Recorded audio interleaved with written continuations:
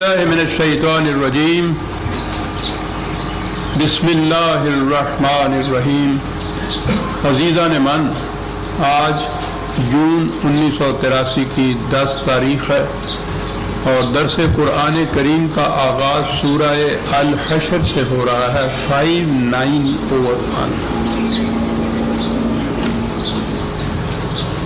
आपको याद होगा कि मैं अक्सर ये कहा करता हूँ कि कुरान करीम में ये जो अल्फाज आए हैं, साथ, क़यामत, हशर, हमारे यहाँ आम तसव्वुर तो यही है कि ये मरने के बाद की ज़िंदगी जो है ये उससे मुतल्लिक़ है। ला रैब कि ये उससे भी मुतल्लिक़ है। इस भी को ज़हन में रखिए कि इनका ताल्लुक़ इस ज़िंदगी से भी है। वो तो जब ये हमारी ज़िंदगी जो थी अरबाब इख्तियार ने अपने कब्ज़े में रखी, तो फिर हमारे लिए उन्होंने दूसरी दुनिया की जो ज़िंदगी थी उसे सुपुर्द कर दिया कि लीजिए, खुश रहिए, जन्नतें हैं, बागात हैं, नहरें हैं, सब कुछ है। यहाँ ये 4 दिन की ज़िंदगी है, अगर फाक़े भी आ रहे हैं तो कोई हर्ज नहीं, बेतेग भी अड़ता है सिपाही। तो ये उस ज़माने के तसव्वुर हैं इस्लाम के मुतल्लिक़, और उसी ज़माने के ये मानी पहनाए गए हैं इन अल्फाज और इस्तिलाहात को। ये इस दुनिया की बातें भी हैं, और कुरान तो इस दुनिया में आपको रहने के लिए, सिखाने के लिए आया था कि इस दुनिया में कैसे रहा जाए ताकि इसके बाद की मुस्तक़बिल की ज़िंदगी भी आपकी खुशगवार गुजरे। यानी मुक़द्दम ये चीज़ थी कि यहाँ कैसे रहना है।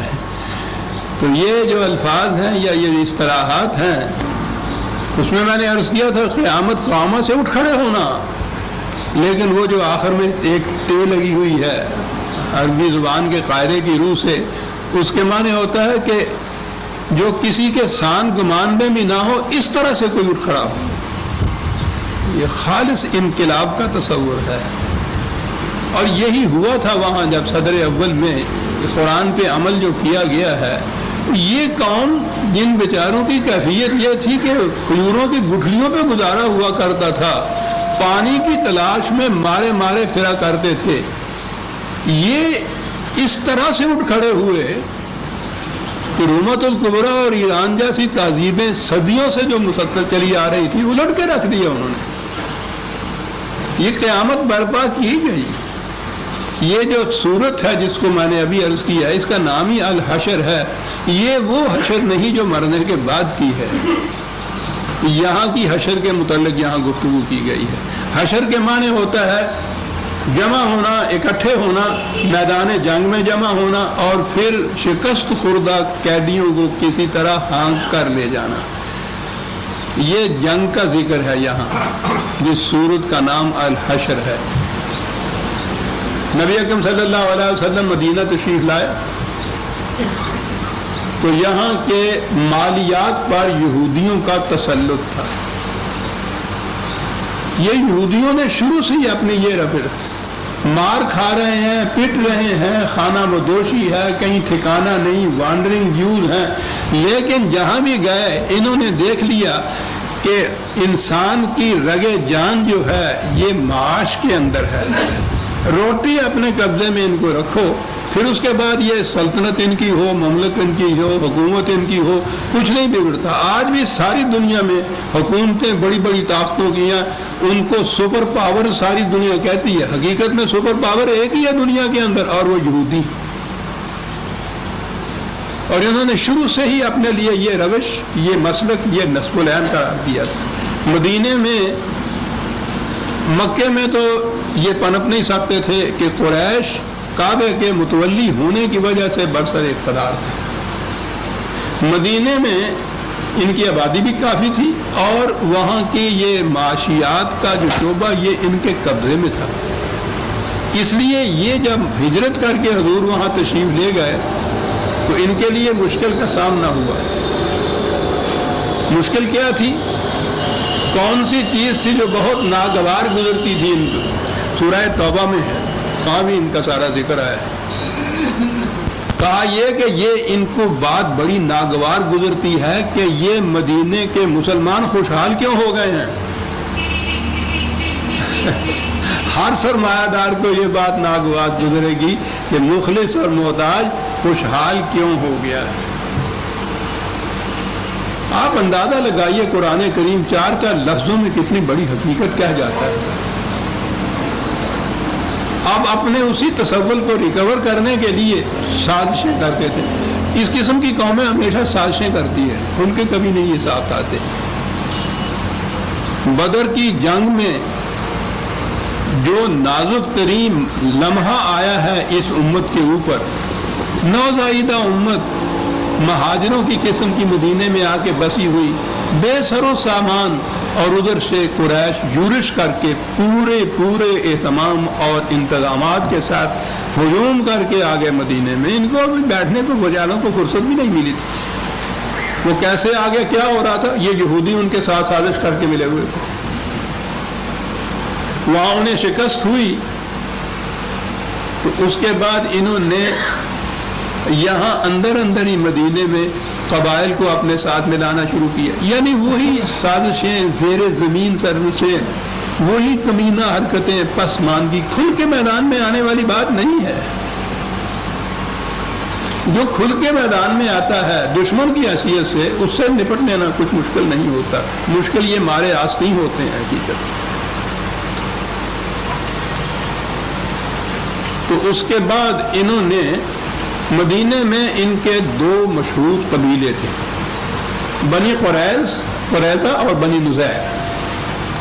تو ان میں سے بنی نذیر نے کچھ زیادہ ہی سرکشی شروع کر دی، تو پھر ان کی مدافعت کے لیے امت مسلمہ کو اٹھنا پڑا، جماعت مومنین کو اٹھنا پڑا ان کے مقابلے کے لیے۔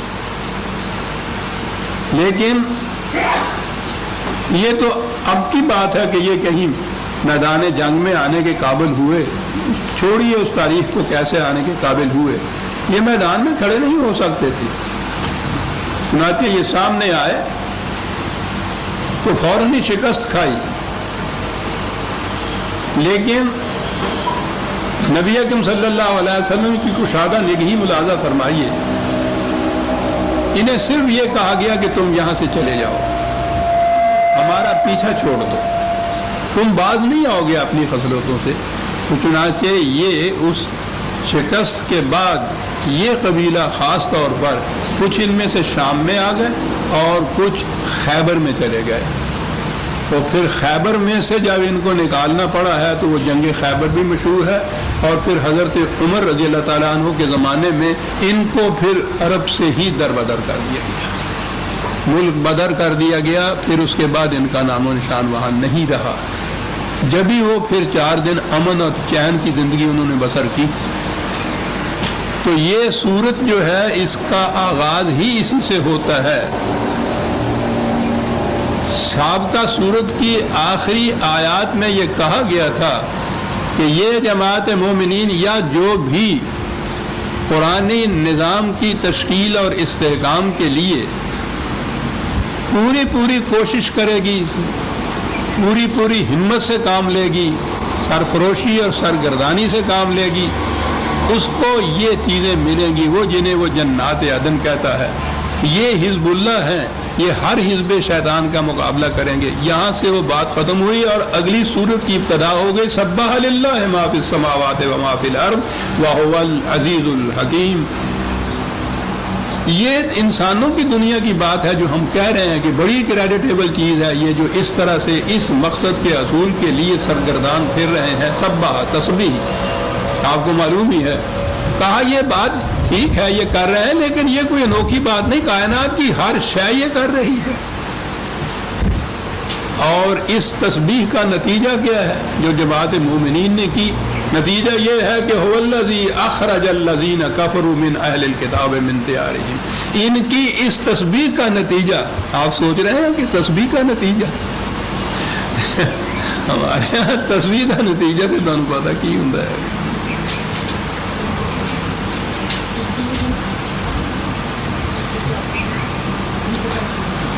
اس میں گن کے وہ جیسے وہاں حساب کھولا ہوا ہے بینک کے اندر، اس میں اس لیے ہوتا ہے کہ دانے گنے ہوئے ہوتے ہیں تاکہ وہ علامیہ رپڑ نہ مار دے معاذ اللہ۔ تو اینی تسبیح ہوئی تیرے والا. ہاں جی کہاں سے کہاں پہنچا دیتے ہیں بات کو. الفاظ کو نہیں بدلتے، ویسے رہنے دیا کہ قرآن کی حفاظت کا ذمہ خدا نے لیا تھا. نے کہا کہ ٹھیک ہے جی آپ اسے محفوظ رکھتے پھریے، اس کے الفاظ کو دیکھیے تو صحیح ہم اس کے ساتھ کرتے کیا. کرتے یہ ہیں کہ اس نے کہا تھا تسبیح کے معنی کسی مقصد کے حصول کے لیے انتہائی کوشش سے سرگرداں رہنا، اور انہوں نے اس کے بعد وہ بدھوں کے ہاتھ سے عیسائیوں کے واسطے سے ایک تاگے میں پروئے ہوئے دانے وہ لیے اور قوم کو اس میں لبھا دیا کہ خدا نے تسبیح کا حکم دیا ہے، بیٹھو اور تسبیحاں پھیرتے رہو. تم سبح للہ کا نتیجہ یہ تھا کہ یہ اہل کتاب میں سے جنہوں نے اعلانیہ سرکشی اختیار کی، یہاں کفر کے معنی سرکشی ہو جائے گا، اختیار کی، ان کے ساتھ کیا کیا جائے گا. اخرج الذین کفروا من اہل الکتاب من دیارہم لاول الحشر، یہ آ گیا حشر کا لفظ. پہلے ہی میدان جنگ کے اندر پہلے ہی جب یہ جمع ہوں گے اور ان کے ساتھ وہ بھیڑ ہوگی تو اس کا نتیجہ یہ ہے کہ ان کو ان کے شہروں سے نکال دیا جائے گا، ان کی بستیوں سے نکال دیا جائے گا. یہ ہے وہ حشر جو یہاں ہوتی ہے برپا. تو وہاں سے ان کو نکال دی. ما ظننتم ان یخرجوا وظنوا انہم مانعتہم حصونہم من اللہ، یہ سمجھتے یہ تھے کہ ہم نے جو اپنے قلعے بنا رکھے ہیں، محفوظ دیواریں کھڑی کر رکھی ہیں، ہمیں یہاں سے کوئی نہیں نکال سکتا. کہا انہیں پتہ نہیں ہے کہ غلط روش زندگی کے جو نتائج آتے ہیں تباہ کن، تو وہ پھر دیواروں اور قلم کو نہیں دیکھا کرتے، وہ ان حفاظتی دیواروں کو پھان کے بھی چلے جایا کرتے ہیں. فَآتَاهُمُ اللَّهُ مِنْ حَيْثُ لَمْ يَحْتَسِبُوا، لفظ تو یہی ہے کہ اللہ ان کے اوپر پھر ان مقامات سے آیا جن کا یہ سان گمان بھی نہیں کر سکتے تھے. اللہ تو نہ کہیں آتا ہے نہ کہیں جاتا ہے. یہ کون آئے تھے؟ یہ حزب اللہ آئے تھے، خدا کی پارٹی جسے خدا نے خود اپنی جماعت، اپنا لشکر، اپنی پارٹی کہا ہے اس کو. تو جہاں جہاں آپ قرآن میں دیکھیں گے کہ خدا نے یہ کیا، اللہ آیا، اللہ نے یہ کہا، یہ اس کے قوانین کو نافذ کرنے والی جو جماعت تھی، یہ سب کچھ اس کے ہاتھوں سے ہوتا تھا. یہ جنگ ان کے ساتھ ہوئی، انہوں نے انہیں شکست دی، ان کے ہاتھوں سے وہ آگے گئے. اگلی آیت کے اندر یہ بات صاف ہو گئی ہے کہ مومنین نے یہ کیا. لیکن آپ دیکھیے قرآن کریم جہاں کہا کہ خدا ان کے خلاف ان مقامات سے آیا جن کا یہ سان گمان بھی نہیں کرتے تھے. ہاتھ ہے اللہ کا، بندہ ہے مومن کا ہاتھ. انسانوں کی دنیا کے اندر خدا جو اپنی رسپانسبلٹی، ذمہ داری پوری کرتا ہے وہ ہمیشہ ان انسانوں کے ہاتھوں سے کراتا ہے، خود نہیں آتا، لیکن ان کو منسوب کرتا ہے اپنی طرف. ٹھیک ہے، جنگ میں فتح ہوتی ہے تو کمانڈر ان چیف کی فتح ہوتی ہے یا کمانڈر کی فتح ہوتی ہے، فوج کی فتح ہوتی ہے. ایک ایک فرد کا نام نہیں وہاں لیا جاتا. تو ان مقامات سے خدا ان کی طرف آیا جن کا یہ سان گمان بھی نہیں کرتے تھے. وَقَذَفَ فِي قَلُوبِهِمُ الرُّعْبَ، اور اصل شکست یہ ہے کہ ان کے دلوں میں تمہارا رعب پیدا ہو گیا. اصل شکست یہ ہوتی ہے.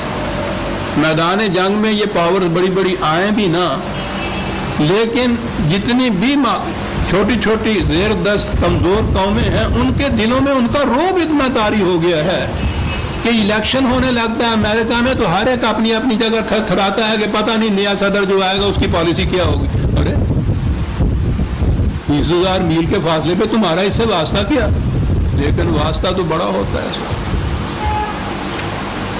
یہ جو قرآن نے کہا ہے نا کہ اصل فتح یہ ہے کہ اب ان کے دلوں میں تمہارا رعب طاری ہو گیا ہے، اس لیے یہ اس طرح سے نہیں کر سکیں گے. اور اگلی بات ہے یخربون بیوتہم بایدیہم وایدی المؤمنین، کہا کہ شکست کی انتہا یہ ہے، ذلت کی انتہا یہ ہے کہ تم نے تو جو کچھ ان کے ساتھ مدافعت میں جنگ میں کرنا تھا، یہ اپنے ہاتھوں سے اپنے گھروں کو ویران کر رہے ہیں۔ سب سے بڑا عذاب یہ ہے عزیزان من کسی قوم کا کہ وہ قوم اپنے ہاتھوں سے اپنے گھروں کو ویران کرے۔ دشمن نے تو ویران کرنا ہی تھا۔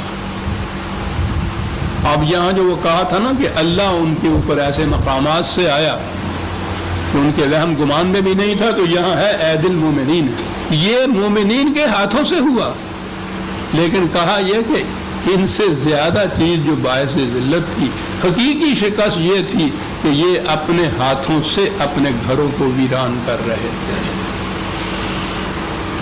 سوچتے جائیے عزیزان من کہ کتنے ابدی حقائق ہیں جو قرآن بیان کرتا ہے۔ کسی قوم کی انتہائی شکست اور ذلت یہ ہے کہ وہ قوم اپنے ہاتھوں سے اپنے گھروں کو ویران کرنے لگ جائے، اور اسی لیے کہا کہ فَاعْتَبِرُوا يَا أُولِي الْأَلْبَابِ، بات اے صاحبان عقل و بصیرت، اسے یہودیوں اور صدر اول کے مسلمانوں کا تصادم نہ سمجھیے، اس میں بڑی دور کی باتیں ہم کہہ رہے ہیں۔ کیا بات ہے یہ ابر کا فَاعْتَبِرُوا، جسے عبرت ہمارے ہاں کہتے ہیں، وہ تو الفاظ عربوں کے لائے جائیں کہ یہ پل کے لیے لفظ آتا ہے کہ در حقیقت یہ بات جو ہم کہہ رہے ہیں یہ ادھر سے وہاں پہنچنے کا ذریعہ ہے۔ کیا بات ہے سر، یہ اس زمانے کی جنگ کی بات نہیں ہے، بلکہ یہ ایک پل ہے تاریخ کا کہ جو ادھر سے ادھر پہنچنے کا ذریعہ بنتا ہے، جو ہم کہہ رہے ہیں فَاعْتَبِرُوا یا أُولِي الْأَلْبَابِ، صاحبان عقل و بصیرت کے لیے کہا گیا ہے۔ اور کہا یہ گیا ہے کہ جب کوئی قوم اپنے گھر کو اپنے ہاتھوں سے اجاڑنا شروع کر دو تو سمجھ لیجئے کہ وَضَرِبَتْ عَلَيْهِمُ الذِّلَّةُ وَالْمَسْكَنَةُ وَبَاءُوا بِغَضَبٍ مِّنَ اللَّهِ، کہ پھر وہ دنیا میں جہاں بھی جائے گی ذلیل و خوار ہو جائے گی، جس قوم نے اپنے گھر کو اپنے ہاتھوں سے ویران کرنا شروع کر دیا۔ گھروں کی ویرانی اینٹوں اور پتھروں کو برباد کرنا نہیں ہوتا عزیزان، گھروں کی ویرانیت تو آپ جانتے ہیں کہ جب ایک قوم اپنے گھر کو ویران کرنے لگ جائے تو اس گھر کو پھر کون آباد کر سکتا ہے؟ وَلَوْلَا أَنْ كَتَبَ اللَّهُ عَلَيْهِمُ الْجَلَاءَ لَعَذَّبَهُمْ فِي الدُّنْيَا وَلَهُمْ فِي الْآخِرَةِ عَذَابُ النَّارِ۔ اور اگر یہ بات طے نہ ہوتی کہ ان کو صرف یہاں سے نکال ہی دینا ہے تو پھر تو ان کے اوپر اس قسم کی تباہی آتی کہ ان کا نام و نشان مٹ جاتا، لیکن یہاں یہی مناسب سمجھا گیا کہ اس آخری سزا تک بات نہ پہنچنے پائے، یہ یہاں سے چلے ہی جائیں تو اچھا ہے، تاکہ بعد میں یہ نظام امن سے تو رہ سکے۔ ذالک بأنہم شاقوا اللہ ورسولہ فمن یشاق اللہ فإن اللہ شدید العقاب۔ یہ بات بھی آپ کے سامنے آ چکی ہوئی ہے کہ قرآن کریم میں جہاں اللہ اور رسول کا اکٹھا ذکر آتا ہے اس کے معنی نظام خداوندی ہوتا ہے۔ یہاں جو کہا ہے کہ انہوں نے بہت ستایا، تنگ کیا، مخالفت کی اللہ کی، اللہ کو تو نہ کوئی ستا سکتا ہے نہ تنگ کر سکتا ہے۔ کسے ستایا تھا انہوں نے؟ کسے تنگ کیا تھا؟ کس کی مخالفت کی تھی؟ یہ اللہ اور رسول کا جو ذکر ہے کس کی تھی؟ کس نے مخالفت کا جواب دیا؟ کون مدافعت میں میدان جنگ میں گیا؟ یہی نظام۔ پھر یہ جو نظام خدا کے احکام کے مطابق جو کچھ کرتا ہے خدا اسے اپنی طرف منسوب کر لیتا ہے، اور یہ بڑی چیز ہے، حقیقت میں بڑی باعث فخر چیز ہے کہ ان کے کارناموں کو خدا یہ کہے کہ یہ تم نہیں تیر چلا رہے تھے، ہم چلا رہے تھے۔ کیا بات ہے اس مقام کی!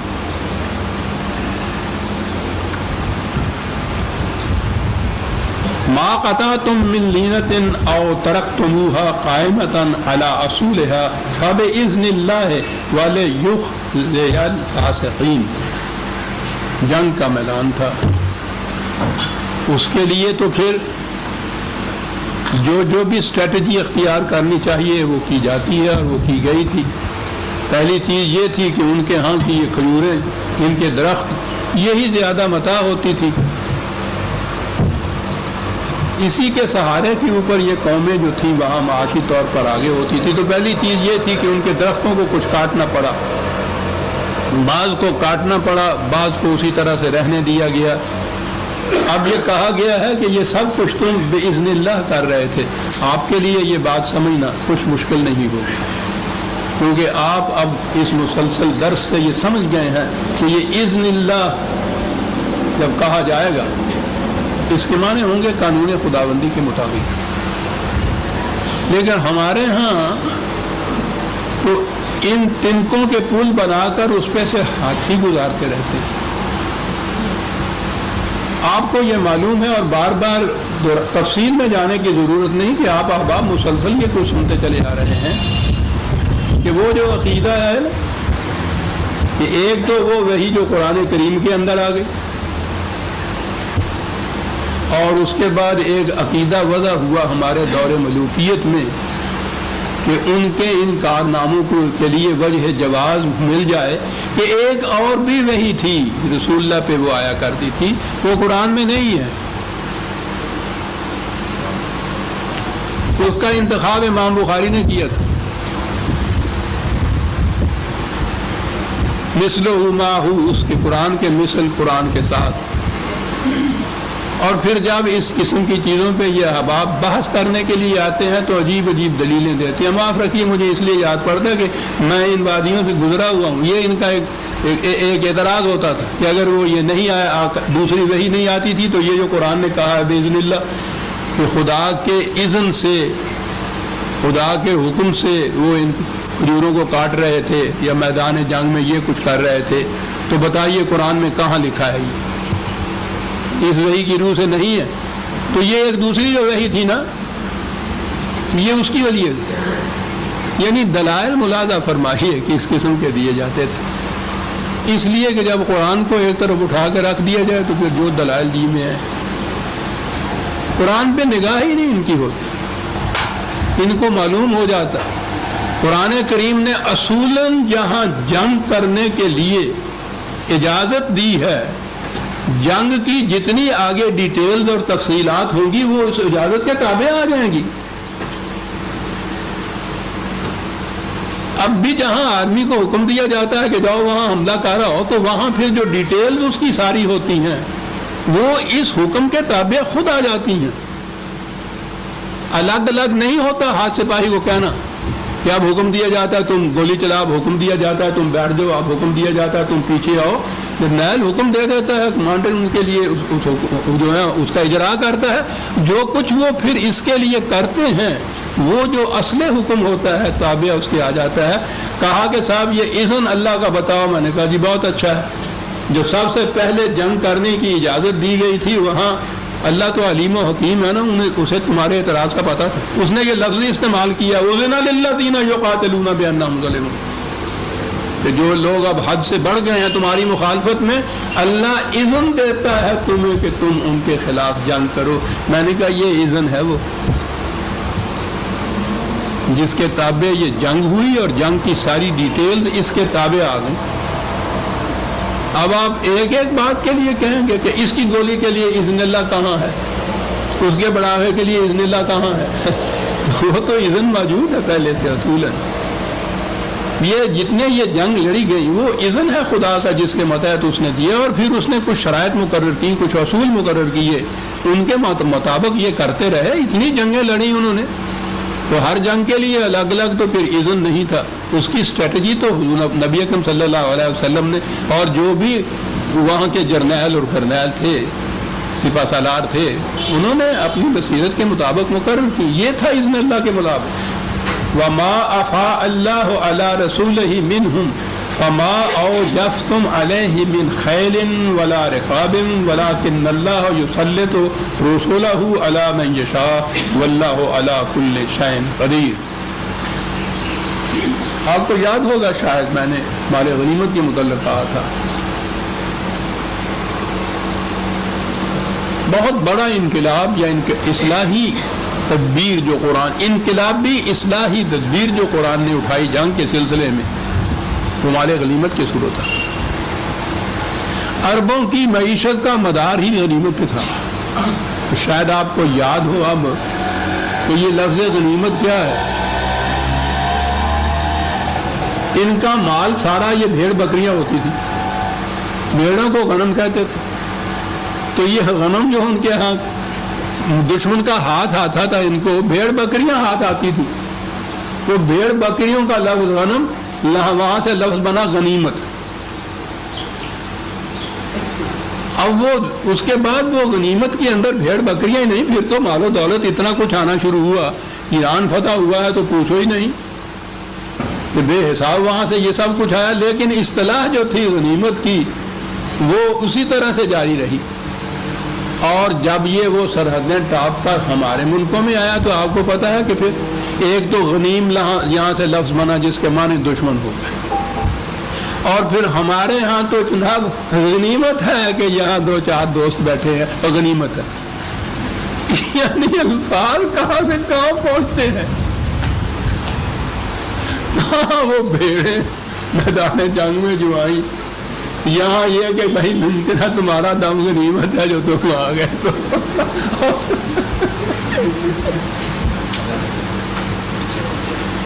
اسی لیے عزیزان رحمان میں نے جو بنیاد رکھی، بہرحال پتہ نہیں زندگی کتنے دن باقی ہے، عرض کر دوں 50 سال سے جو کر رہا ہوں کہ قرآن کے معنی، الفاظ کے معنی وہ سمجھو جو نزول قرآن کے زمانے میں عرب جو معنی لیتے تھے.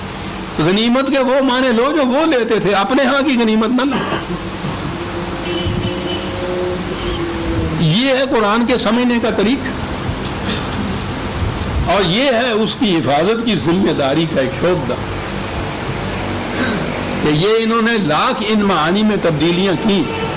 نزول قرآن کے زمانے میں عرب جو ان سے معانی لیتے تھے وہ بھی محفوظ ہیں عربوں کی شاعری کے اندر،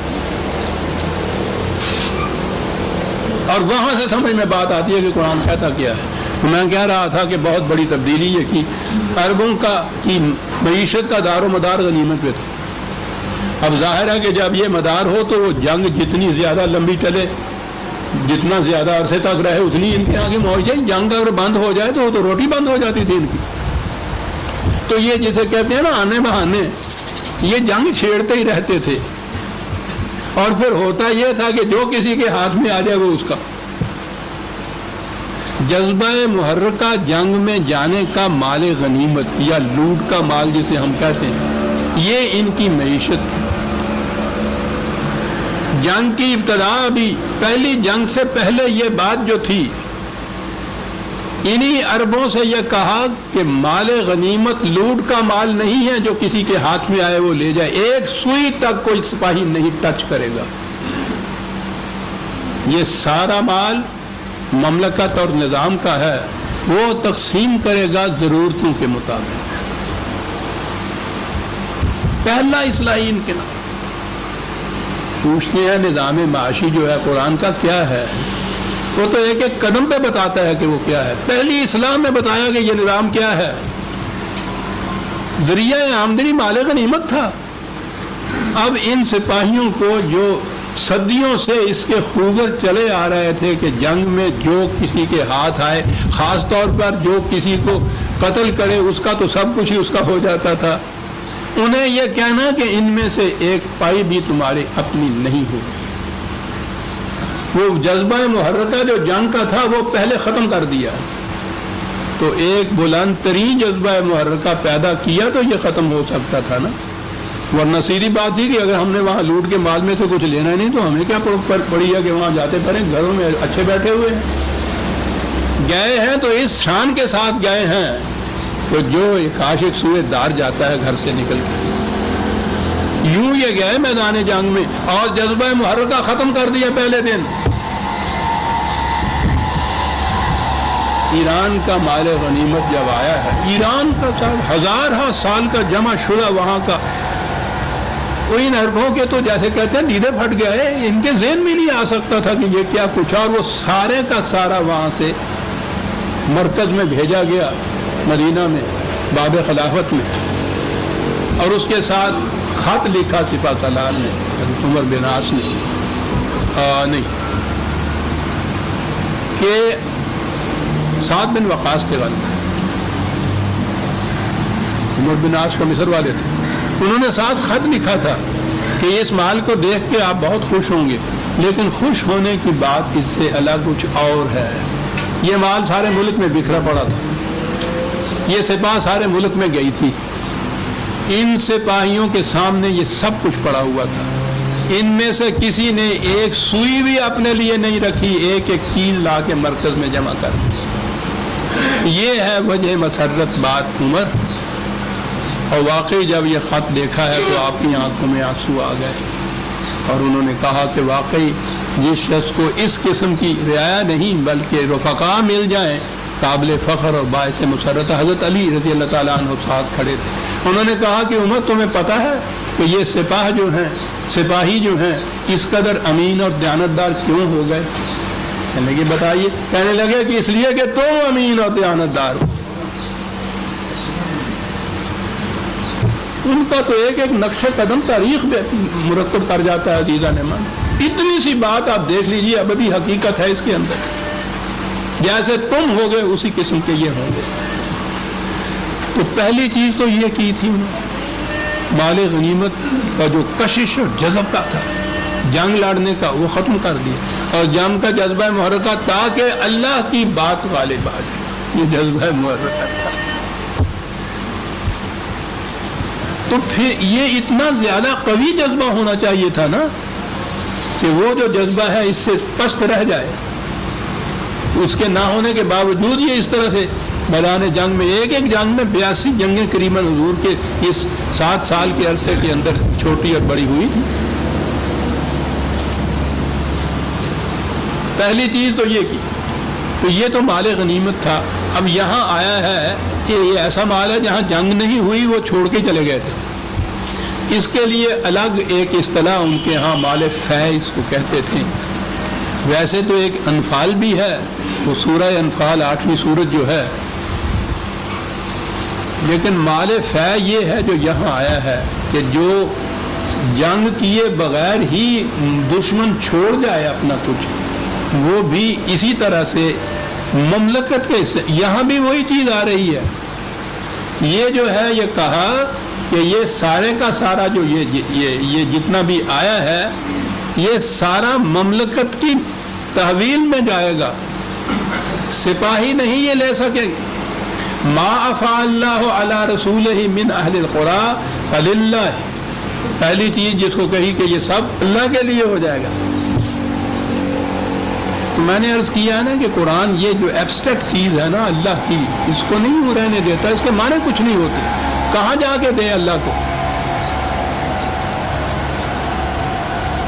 اس نے تو خود بتا دیا ہے کہ جب ہم کہیں کہ ہمیں دو تو مراد کیا ہوتی ہے. وہ سورت جو آتی ہے جس میں کہا ہے کہ جو تم یہ کاشت کرتے ہو زمین میں فصلیں پیدا کرتے ہو اس میں دیکھ لو کہ کتنا حصہ تمہارا ہوتا ہے. تم تو محنت کرتے ہو صرف اس میں, اور یہ جتنے باقی چیزیں جن پہ دار و مدار ہے تمہارے بیج کے فصل بننے کا, یہ سورج کی گرمی, یہ پانی بادلوں کا, یہ ہوائیں, یہ زمین, یہ تو سارا ہمارا ہے.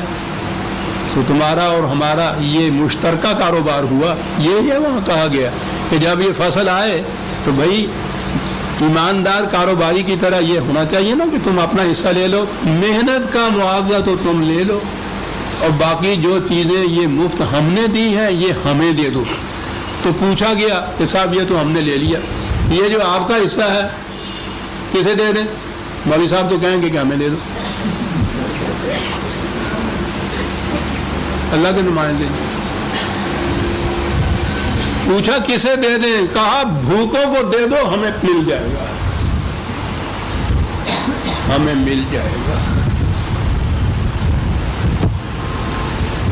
کہا کہ یہ سارا جتنا مال ہاتھ آیا ہے یہاں کہا فللہ وللرسول, وہی اللہ اور رسول کے لفظ. نہ یہ رسول کی ذات کے لیے تھا نہ یہ اللہ کے پاس پہنچنے کے لیے تھا. کایا کے لیے تھا؟ لذی القربیٰ. میدان جنگ میں جو گئے ہیں کچھ ان میں سے شہید ہو گئے ہیں, کچھ مصیبتوں میں ان کے عزیز رشتے دار بے یار و مددگار رہ گئے, محتاج رہ گئے, یہ ان کا حصہ ہے. والیتاما, جو تنہا رہ گئے ہیں معاشرے کے اندر, یہ ان کا حصہ ہے. والمساکین, جن کے چلتے ہوئے کاروبار رک گئے ہیں, یہ ان کا حصہ ہے. اور پھر آگے بڑے و ابن السبیل, راہ چلتا مسافر بھی تمہاری مملکت میں سے گزرتا ہو اور محتاج ہو جائے, اس کا بھی اس میں حصہ ہے. ہمارا حصہ یوں بٹے گا. اس طرح سے بٹا کرتا تھا وہ حصہ. کہا یہ ہم نے یہاں ایک اصول معاشیات کا عزیزان من پھر آ گیا, ابدی حقیقت. کہا یہ مال اتنا آیا تھا, اسے خود رسول نے اپنے لیے بھی نہیں رکھ لیا, ہمارے لیے بھی یہ صورت نہیں کی کہ جس کو لوٹ کا مال ہے جس کے ہاتھ میں آ جائے. یہ جو ہم نے چھوٹے چھوٹے حصے کر دیے ہیں کاہے کے لیے, یہ ہے وہ اصول کہ لا یکون دولتم بین الاغنیاء منکم. اکنامک پرنسپل یا اصول معیشت یہ ہے کہ دولت صرف اوپر کے طبقے میں ہی گردش نہ کرتی رہے, ساری مملکت میں اسے گردش کرنا چاہیے. یہ اصول 4 لفظوں میں عزیزان من. ہمارے ہاں تو کسی کو یہ پڑھی نہیں کہ ان کو دیکھتا پھر, اور پھر وہ دیکھیں اس لیے بھی نہیں کہ اس سے تو ان کے مفاد پہ زد پڑتی ہے. ملوکیت کے دور کے اسلام میں تو اوپر کا طبقہ ہی سب کچھ ہوتا ہے. یہاں یہ کہہ رہا ہے کہ ہم نے اس لیے اس طرح بانٹ دیا ہے اس کو پوری رعایا کے اندر یا پورے افراد معاشرہ کے اندر, رعایا کا لفظ بھی نہیں آنا چاہیے, بانٹ دیا ہے تاکہ یہ نہ ہو کہ یہ مال اوپر کے طبقے میں ہی گردش کرتا رہے. یہ تو خون کی طرح پورے جسم میں گردش کرے گا. اگر خون کسی ایک مقام پہ پورے کا پورا رک جانا تو ایک طرف رہا عزیزان من, اس کا ایک ذرہ ایٹم کے برابر رک جائے جسے تھرمبوسس کہتے ہیں تو موت واقع ہو جاتی ہے. یہ قوموں کی موتیں اس لیے واقع ہوتی ہیں کہ یہ جو ذریعہ زیست تھی یہ چیزیں وہ کسی خاص طبقے میں رک جاتی ہیں, سارے بدن میں گردش نہیں کرتی. لا دولتن بین الاغنیاء منکم. کہا پھر اب تقسیم ہے, وما آتاکم الرسول فخذوہ وما نہاکم عنہ فانتہوا. تقسیم جو ہو رہی ہے مملکت کی طرف سے ہو رہی ہے. سربراہ مملکت اپنے لیے بھی کچھ نہیں لے رہا, وہ دے رہا ہے ضرورتوں کے مطابق. عزیزان من, یہ جو ہمارے ہاں یہ کمیونزم کے معاشی نظام کی جو بات چلی اس میں ایک چیز کو بڑے فخر سے پیش کرتے ہیں. واقعی اگر وہ چیز اسی کی ہوتی مارکس کی تو قابل فخر ہے. اصول مارکس نے یہ دیا تھا کہ یہ جتنی بھی معیشت خرابیاں ہیں ان کا حل یہ ہے کہ ہر شخص سے اس کی استعداد کے مطابق کام لیا جائے اور اس کی ضرورت کے مطابق اس کو اس کا معاوضہ دیا جائے. یہ ہے نا اس کا اصول جو تھا. 2 فکروں میں اگلی بات بھی یہ کر دوں, اس کی خود پارٹی کے جو رفیق لوگ تھے جسے کہتے ہیں نا کہ جمپ ہے دس آئیڈیا, بڑی خوشی ان کو کہ بڑا حل عجیب ہوا ہے. اور اس کے بعد اس سے کہا کہ صاحب جب یہ حل آپ نے دیا ہے تو اب اس کو آپ نافذ کیوں نہیں کرتے. کہتے ہیں کہ یہی مشکل ہے. نافذ کرنے کے معنی یہ ہوں گے جو میرا حل ہے کہ ایک شخص صبح سے شام تک جان مار کر محنت کرتا رہے, 1-2 دن نہیں عمر بھر اس نے یہ کرے, اور اس میں سے اتنا لے جتنی اس کی ضرورت ہے. اگر اس کی ضرورت 2 روٹیوں میں پوری ہوتی ہے اور کمائی کرتا ہے 20 کی, 18 روٹیاں روز اس کو دوسروں کو دینی پڑیں گی. میں وہ جذبہ محرکہ انسینٹیو اس نے کہا, میں وہ انسینٹیو نہیں پا رہا کہ یہ شخص ساری عمر ایسا کیوں کرے. تو جب تک یہ انسینٹیو نہیں مجھے ملتا میں اس کو نافذ نہیں کر سکتا. پارٹی کے ممبر جو تھے وہ مخالف ہو گئے اس کے, لیکن میں سمجھتا ہوں دیانتدار شخص, اس نے منافقت نہیں برتی. جس چیز کو وہ سمجھتا تھا قابل عمل نہیں ہے اعتراف کر لیا کہ اصول تو یہی ہے. کہا کہ یہ اصول اس وقت نافذ ہوگا جب کوئی اس کے لیے جذبہ محرکہ تلاش کر لے گا, اور یہ چیز تھی جذبہ محرکہ جو قرآن نے تلاش کی.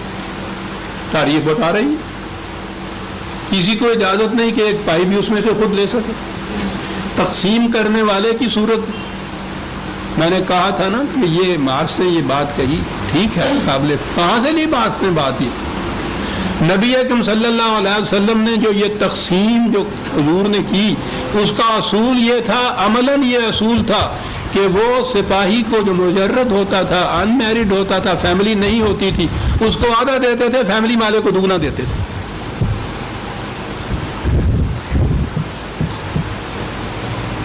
یہی تھی وہ تقسیم، یہی تھا تقسیم کا اصول جو کہ حضور کے بعد بھی حضرت ابوبکر صدیق کا تو وہ قول موجود ہے۔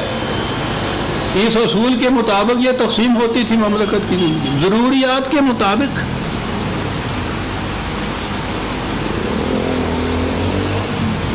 کہا گیا حضرت ابوبکر صدیق سے کہ صاحب جن مجاہدین نے ابتدائی اسلام کے اندر اتنی مصیبتیں جھیلی، اتنی قربانیاں دی، اتنی اطاعت ہوا، ان کی خدمات کے معاوضے میں ان کو زیادہ ملنا چاہیے۔ یہ کیا چیز ہوئی کہ ان میں سے اگر ایک شخص کا اس کی ضرورت 2 روٹیوں کی ہے تو وہ دیا جائے، اور یہ ابھی حال ہی کے اندر جو لوگ آئے ہیں ان کو اتنا دیا جائے کہ ان کی اگر وہ بال بچے دار ہیں ان کی ضروریات زیادہ ہیں، تو اس کے مطابق یہ تقسیم کا اصول یہ صحیح نہیں ہے۔ خدمات اسلام کے مقابل کے لیے یہ دی جائے۔ حضرت ابوبکر صدیق کا یہ قول کیا بات تھی، کہاں پہنچا دیا تھا وحی نے اور تربیت نبوی نے۔ آپ نے کہا کہ ان کی خدمات، ان کا صلہ، ان کا خدا ان کو الگ دے گا۔ میں معیشت کی بات کر رہا ہوں، یہاں روٹی کا سوال ہے۔ آہا آہا،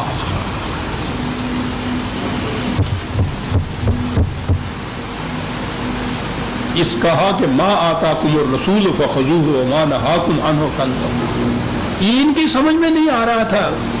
یعنی آپ سوچئے کہ کہاں سے اس قوم کو اٹھا کے کہاں لے گئے ہیں۔ یہ اصول کہ دولت اوپر کے طبقے میں جمع نہ ہوتی ہے، مملکت کے ہاتھ میں آتی ہے، وہ تقسیم کرتا ہے، تو وہ ان کے تصور میں بھی نہیں آتا کہ صاحب جنہوں نے خدمات زیادہ کی ہیں ان کو تو زیادہ ملنا چاہیے۔ ان کا یہ خدمات کا معاوضہ نہیں ہے، وہ اور جگہ ہوتی ہے، یہ ضرورت۔ کہنا پڑا کہ یاد رکھو پھر یہ اصول نیا نیا تمہیں لگے گا، لیکن جو کچھ رسول دے دل کی رضامندی سے اس کو قبول کر لو۔ جو چیز وہ تم سے روک لے دل میں گرانی نہیں تمہیں گزرنی چاہیے۔ جو رسول دے اس کو لو، جس سے روکے اس سے رک جاؤ۔ اور ابھی جو میں نے عرض کیا ہے نا کہ وہ جو آیا کرتی ہے بعض وہ دوسری وحی کی حدیثوں کی، اس میں اسے بھی پیش کیا کرتے ہیں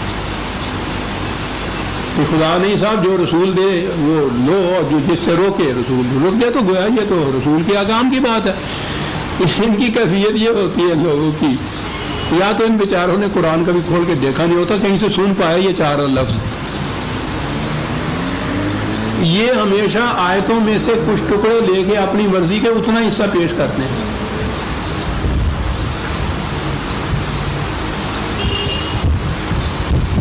یہ آپ نے دیکھا ہوگا نکاح کے وقت جو خطبہ پڑھتے مولوی صاحب، حتیٰ کہ نکاح نامہ جو چھپا ہوا ہوتا ہے اس کے اوپر ایک آیت ہوتی۔ یہ جو 1 سے زیادہ بیویوں کی قرآن کریم کے اندر ایک اصول سے دیا ہے، وہ سورہ نساء کی آیت شروع یہاں سے ہوتی۔ وَإِنْ خِفْتُمْ أَلَّا تُقْسِطُوا فِي الْيَتَامَى،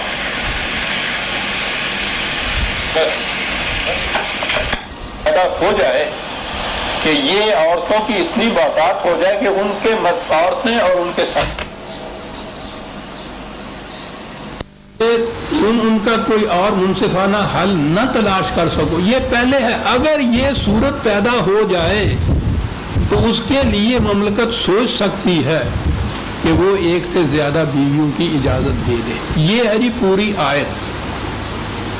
یہ حضرات اپنے خطبوں میں بھی اور وہ جو چھپا ہوا نکاح نامہ جس کا جی چاہے دیکھ لے، جس نے ابھی نکاح کرانا ہے وہ ضرور دیکھ لے، باقی ان کو نہیں میں کہہ رہا ایسے جا کے نکاح نامہ خریدنے سے ہو۔ وہاں یہ آیت شروع یہاں سے ہوتی ہے، فَانكِحُوا مَا طَابَ لَكُم مِّنَ النِّسَاءِ، 4 بیویاں کرتے رہو۔ اور پہلا حصہ جو ہے نا وہ اس میں سے حذف کر دیا گیا ہے۔ کتنی جرتیں بے باک ہیں عزیزان مان، خدا کی کتاب کے ساتھ یہ کچھ مذاق کرنا۔ کوئی اور دلیل نہیں مل سکی ان کو 1 سے زیادہ بیویاں کرنے کی، تو کہیے قرآن میں کی میں ہے جگہ کہ نکاح کرو تم جو اچھی لگے بیویاں عورتیں 2 2 3 3 4 4، اتنا ٹکڑا، پہلا ٹکڑا حذف ہے۔ اس میں بھی یہ اتنا ٹکڑا، یہ آیت آ رہی ہے کہ جو کچھ مال فے ملے وہ ایک سپاہی جھپٹ کے نہ لے جائے، وہ یہاں مملکت نظام مرکز میں جمع کرائے. یہاں تقسیم اس طرح سے ہوگی کہ یہ مال اوپر کے اوپر ہی گردش نہ کرتا رہے. اس اصول کے تابع سربراہ مملکت جو جس کو دے وہ دل کی بطیب خاطر اسے قبول کرے, جو وہ اس سے روک لے اس سے وہ رک جائے. یہ تھا کہ یہ وہ کہتے ہیں یہ حدیث کے متعلق رسول اللہ جو حدیث دے اس کے مطابق عمل کرو, جو حدیث نہ دے اس کے مطابق نہ کرو. یعنی اتنا ہی ٹکڑا پیش کرتے ہیں. آپ غور دیکھیں گے یہ بڑے بڑے علامہ جو کہلاتے ہیں ان کے یہاں بڑے بڑے ذمہ دار بظاہر وہ اتنا ہی ٹکڑا پیش کرتے ہیں. کیا کہا جائے صاحب, بہرحال یہ جانے اور قرآن والا جانے کیا کہہ سکتے. واتقوا اللہ, کیا بات تھی. یہی بات ہے جو نہیں رہی درمیان میں. ڈرو اس سے جو کچھ تم حرکتیں کرتے ہو. ان اللہ شدید العقاب, اس کی گرفت بڑی سخت ہوتی ہے. حذر ہے چیرہ دستاں, سخت ہے فطرت کی تعظیم, بڑی سخت. بلکہ گرفت ہی نہیں, کسی کا پیچھا کرنا ہوتا ہے. مفرور مجرم کو جس طرح سے پکڑتے ہیں نا, یہ عقاب وہ چیز ہوتی ہے. جاؤ تو کہاں جاتے تھے, جا نہیں کہیں سکو گے سر, اس کے احاطے سے باہر نہیں نکل سکو گے تم. پھر آگے آئے کہ کن کا حصہ ہے یہ. للفقراء المہاجرین الذین اخرجوا من دیارہم واموالہم یبتغون فضلا من اللہ ورضوانا وینصرون اللہ ورسولہ اولئک هم الصادقون. یہ ان کا حصہ جو پہلے بتایا. اور یہ جو مہاجر آئے ہیں سب کچھ اپنا وہاں تیاگ کر چھوڑ کر یہاں آ کے اس اسرت کی زندگی بسر کرتے ہیں. آ کے بیٹھے ہی ہیں اور میدان جنگ میں جانا پڑ گیا, بیوی بچ سب کچھ چھوڑ دی. کہا ان بیچاروں کا کچھ حصہ ہے اس کے اندر, یہ ضرورت کے مطابق ہے جو کچھ دیا جائے گا. وہاں سے یہ نکالے گئے اپنے گھر بار سے, سب کچھ چھوڑنا پڑا. کاہے کے لیے؟ یہ بات نہیں تھی کہ یہ وہاں رہ نہیں سکتے تھے. یبتغون فضلا من اللہ ورضوانا, یہ چاہتے یہ تھے کہ قوانین خداوندی سے ہم آہنگی کی زندگی بسر کریں. اس کے لیے یہ سب کچھ اس نے قبول کیا. تو یہاں اگر یہ کسی طرح 4 پیسے آ گئے ہیں مملکت کے پاس تو ان بیچاروں کا پہلا حصہ ہے. کیوں؟ اولئک هم الصادقون, یہ ہے جنہوں نے اپنے عمل سے اپنے ایمان کو سچا کر دکھایا ہے. ایک تو وہ تھے جو وہاں سے آئے. والذین تبوؤا الدار والایمان من قبلہم یحبون من ہاجر الیہم ولا یجدون فی صدورہم حاجۃ مما اوتوا. کیا بات. اللہ یہ تو آنے والے ہیں, سب کچھ چھوڑ کے آ گئے اس اسکیم کو, خدا کے پروگرام کو کامیاب بنانے کے لیے, بروئے کار لانے کے لیے. اور یہ مدینے کے اندر بسنے والے یہ نسبتاً غریب لوگ تھے, کاشتکار تھے.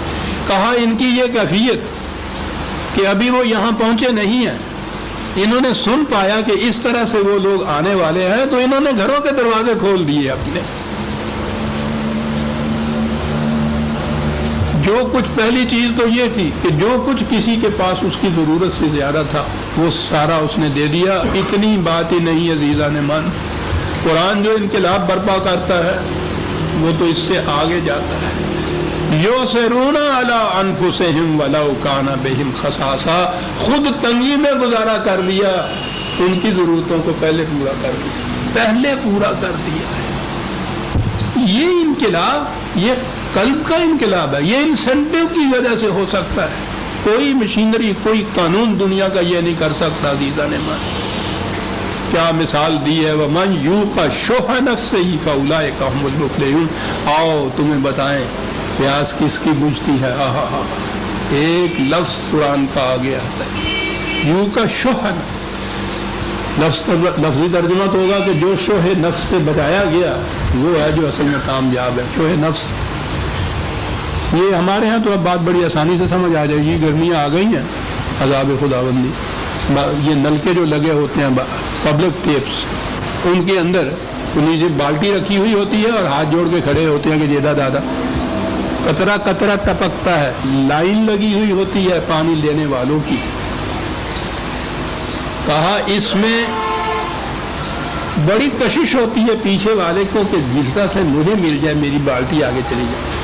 کہنے لگے کہ یہ جذبہ کہ اگلا جو ہے، یہ ہے اس لفظ کے لفظی معنی کہ اگلا جو ہے اس کو دھکا دے کے ایک طرف کر کے اپنی بالٹی نیچے رکھ دی جائے۔ کہنے لگا جو اس جذبے سے محفوظ رہا اس کی پیاس بجھی۔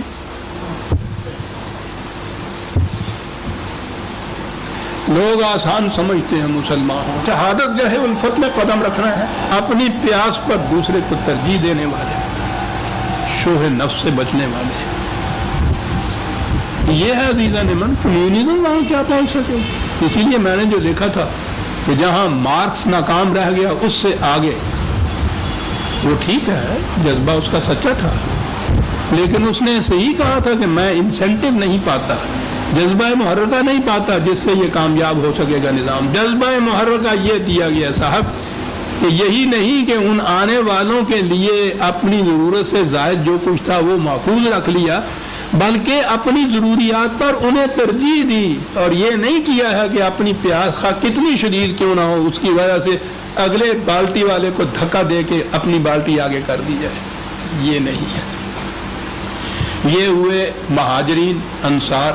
عزیزان من قرآن کریم نے مہاجرین اور انصار ہی کو یہ نہیں کہا کہ وہ رضی اللہ عنہ و رضوا عنہ، خدا ان سے راضی ہوا، وہ خدا سے راضی ہوئے، ان کے لیے جنات ہیں، ان کے لیے مغفرت ہے، رزق کریم ہے، بلکہ یہ کہا کہ ان کے بعد بھی جو آئے اسی نقش قدم پہ چلنے والے جو تھے ان کے لیے بھی یہ کچھ ہے۔ تو یہ تو نبی اکرم صلی اللہ علیہ وسلم کی زندگی میں، ان کے زمانے میں، صدر اول میں جتنے بھی یہ جماعت مومنین کے تھے ان سب کے لیے قرآن یہ بتاتا ہے، ہر ایک کے لیے، کسی کی استثناء نہیں ہے۔ اور ہمیں اس کی بھی ضرورت نہیں ہے کہ ہم یہاں بیٹھ کے فہرستیں مرتب کرنی شروع کر دیں کہ کون کون تھا، ہمیں کیا ضرورت ہے کہ ان کے نام لے کے یہ کہے، ہمیں معلوم ہے یہ تمام کے تمام مہاجرین انصار اور ان کے بعد بھی جو جذبہ ایمان سے ان کے ساتھ شامل ہوئے، قرآن ان کی شہادت دیتا ہے، تصدیق کرتا ہے، ان کو وہ کہتے ہیں یہ مومن حقہ تھے، یہ سب کے سب پکے سچے مومن، خدا ان سے راضی، یہ خدا سے راضی، جنت ان کے لیے لکھ دی گئی، مغفرت ان کے حصے میں آ گئی، یہ سب کے لیے۔ تو ہمارا تو ایمان یہ ہے، قرآن ہم سے یہ ایمان کے طور پہ منواتا ہے، ہم استثناء نہیں اس میں کر سکتے کہ فلاں سچا مومن تھا، فلاں پکا مومن نہیں تھا۔ اور یہ تو ہمارے ذمہ ہی نہیں لگایا قرآن نے، تجھے کہا یہ ہے کہ اس کا واسطہ ہی نہیں، یہ لوگ اپنے وقت میں گزر گئے، جو کچھ انہوں نے کیا تھا وہ ان کے لیے تھا، جو تم کرو گے وہ تمہارے لیے، وَلَا تُسْأَلُونَ عَمَّا كَانُوا يَعْمَلُونَ، ہم تم سے پوچھیں گے ہی نہیں کہ انہوں نے کیا کیا تھا۔ یہ تمہارے نصاب میں ہی نہیں، ٹیکسٹ میں ہی نہیں ہے یہ کتاب، اس پیپر میں یہ بات آئے گی نہیں۔ یہ کہتے ہیں جی پتہ کیا ہے اس کا، آؤٹ آف ٹیسٹ بھی تو آ جاتے ہیں سوال، 1000 برس سے یہ قوم آؤٹ آف ٹیسٹ جو سوال آتے ہیں نا انہی کے حل کرنے میں لگی ہوئی ہے، اور ٹیسٹ کا پتہ ہی نہیں کہ کہاں چلا گیا اتنا، اور ہر امتحان میں فیل ہو رہی ہے۔ باتیں یہ چل رہی شخصیتوں کی باتیں، قرآن کہتا ہے ہم پوچھیں، خدا کہتا ہے عزیز رحمان وَلَا تُسْأَلُونَ عَمَّا كَانُوا يَعْمَلُونَ، ہم بالکل نہیں پوچھیں گے کہ انہوں نے کیا کیا تھا۔ یہ کہتے ہیں کہ صاحب کیا پتا ہے، تمہارا پوچھ بیٹھو تو پھر عزیز تیار ہو کے جانا، یہ توار ہی نہیں ہے اللہ کی۔ وہ کہتا ہے ہم نہیں پوچھیں گے، ساری زندگیاں ان کی، پوری تاریخ ان کی مجھ سے پوچھو جو ان وادیوں میں سے گزرا، کمرے بھرے ہوئے ہیں ان کتابوں کے ان باسوں کے اوپر کہ فلاں صحابی کیسے تھے اور فلاں صحابی کیسے تھے، کہا کے لیے یہ سارا کہ یہ جزو ایمان۔ وہ کہتا ہے ہم پوچھیں گے ہی نہیں تم سے، اب پوچھو اس طالب علم کو جس نے اتنی محنت کی ہو اور وہ کچھ پڑھ کے جائے امتحان میں جو وہاں سوال ہی نہیں آنا، پھر کیا ہوگا۔